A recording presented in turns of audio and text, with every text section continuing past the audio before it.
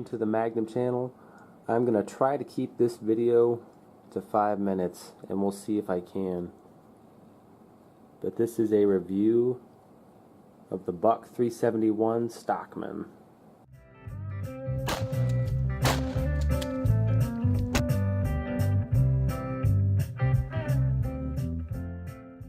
So today we are going to be talking about the Buck 371 Stockman. So we've got a couple of talking points here. We're going to address those. The first is the track record. So this is made by Buck, and of course Buck has made a lot of classic knives, the Buck 110 Hunter probably being the most famous. And this is their 371. This is a full-sized vaquero-styled bolstered Stockman. So we'll give it the dollar bill test in here in a second so you guys can see the size. I picked this up at Walmart yesterday for around 20 bucks. It was listed as 19 something, but by the time you pay tax it costs a little more. But so I just thought I'd check it out and give you guys a look at it. And so the first thing this knife has going for it is, I think I already said that, because it is a Buck. There's a lot of companies out there making knives these days, and it's not that they aren't necessarily worth looking at or anything like that. There's a lot of nice companies making nice knives, a lot of which I've never heard of. But there's a lot of cheap knives out there these days, guys, and so it's nice to have a knife made by a name you can trust, like Buck. And I've always been kind of a soft heart, I guess, for classics, something that I know is made by Maglite or Buck or something like that. But enough of that. Let's get you the specs. So here's the packaging it came in. I bought it in the blister pack at Walmart, like I said.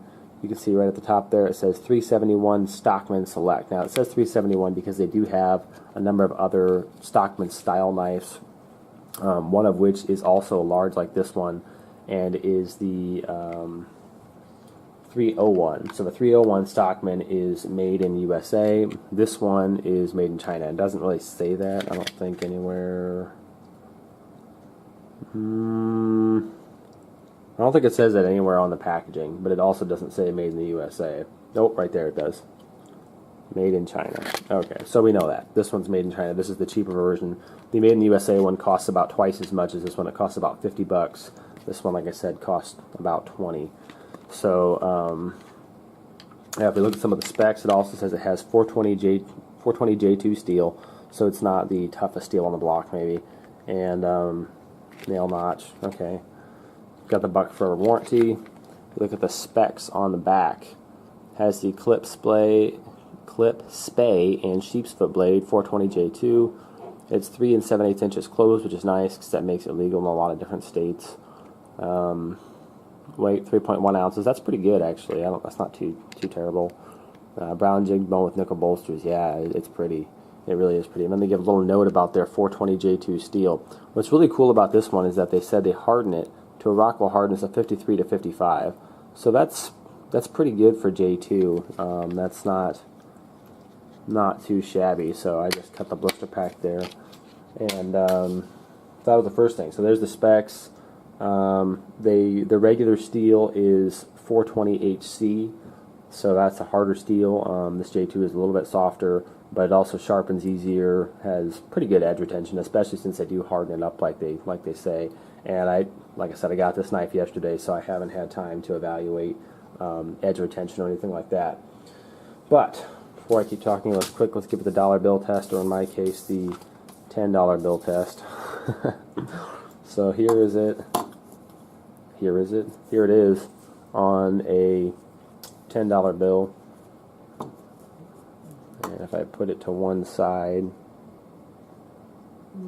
okay, maybe that gives you an idea of the size of the knife. So it's a fairly large Stockman. It's one of the larger ones. Usually the larger ones, but these vaquero bolsters are fairly good sized knives. So like whatever the package said, like 3 7/8 inches closed. Yeah, so almost 4 inches closed. So, you know, it's a pretty big knife, almost 4 inches closed. So it fills your hand up and feels good. So I like that. Next up is the cut test. So I do have some paper here. So we're going to test the factory edge. The only edge I haven't touched is the sheep's foot. So on your regular Stockman, you have a sheep's foot blade, my favorite blade of all time. And this is wearing the factory edge. I have not touched this blade at all. So we're going to give it the cut test here. Alright, sorry, I bumped the camera there. Okay, what I've seen is that it seems like it does pretty well with a little bit of movement. If you try to push cut, you know, it gets where it's going to tear, I think. But it's not bad. It's not bad. Right out of the box, it's fairly sharp. Right there, it's tearing a little bit. Again, if you can kind of keep it moving, it seems like it does pretty well for a factory edge. So I'm not terribly unhappy with that. It's not maybe as sharp as their 420 steel, but not bad. Now I'm going to show you what happens if you just put it on a steel. So all I've done to this next blade is this is just regular sharpening steel, okay? And you can just turn on your favorite movie or the Hickok 45 radio show. You can kind of see, hopefully, you can kind of see how that edge looks. They polish up pretty nice. And so I've just polished up this spay blade, and I've just taken it, and you can turn on your favorite TV show or whatever, and just put it across the steel a few times and just polish that edge. You get some of those little problems out of there, and you can push cut paper all day long. So it sharpens up very, very well. So that's one thing I do like about the factory edge, is that, again, this is the factory grind, factory edge. It's got kind of a hollow grind where it dips down in there. And there's a good look at that grind. But that edge is pretty easy to sharpen up, especially it comes pretty sharp. So if you just get out your steel, just put it on the steel a couple of times, it gets razor sharp. So that's pretty nice. And now if you look at the blade profiles, you can see I've got them all opened up here. It's got a really nice sheep's foot. I love that sheep's foot with a good heavy edge for digging. It's also got a really nice spay blade on it. You can see that spay blade's really nice. Comes in really handy for skinning mostly nowadays, unless you're a farmer, maybe using it for its intended purpose. And then it's got a nice clip point on there, and it says on the blade Buck 371. So it's got that, and so that's pretty nice. Buck does things a little bit different than Case and some of the other knife makers. If you look on the back, it has 3 springs instead of 2. So when they have those 3 springs like that, each knife has its own spring. And so one thing it allows it to do, if you look at it like this, is it allows the knife to not have any bend in the blades. If you look at a Case knife, or maybe an Uncle Henry or something, I've got an Uncle Henry I'll show at some point, and the sheep's foot is often bent because they're working with 2 springs and 3 blades. Okay, so on this Buck, you have 3 springs, and each knife has its own spring. So that's kind of cool. It keeps everything straight, and you know, I'm not really sure if that's going to add to the longevity of a knife or anything, but it's neat, I guess. Anyway, let's talk about the spring retention. So it does have the 3 springs, as we mentioned. They're all a little bit different, which is one of my only complaints, I guess, is that this the way this snaps out. This one's really stiff. I mean, this snaps out with authority, and it stays out, this spay blade, which is really nice if you're going skinning. And it's pretty. This one is very serviceable as well. The sheep's foot snaps out very quickly and snaps out really solid. My only complaint is the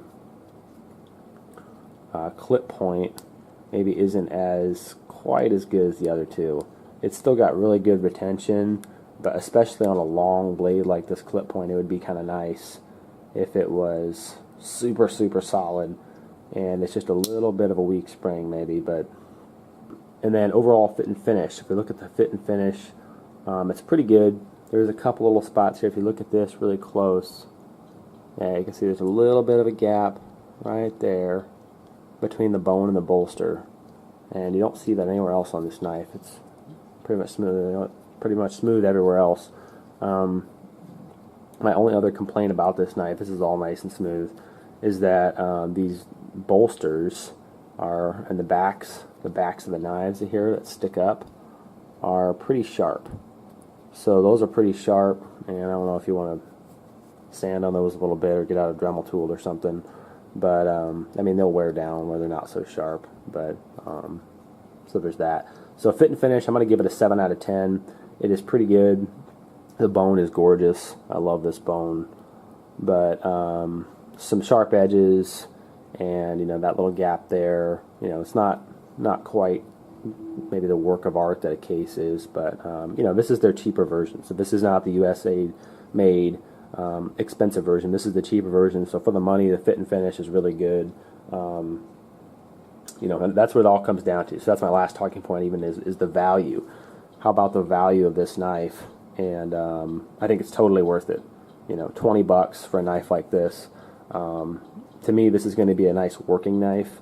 Okay, so that's about it, guys. Overall value. The last point is value. Would I buy this again? And the short answer is in a heartbeat. Absolutely. Even though it has a little bit softer steel, it's still a gorgeous knife. It's got a, you know, it's a buck knife. It's got a good warranty on it.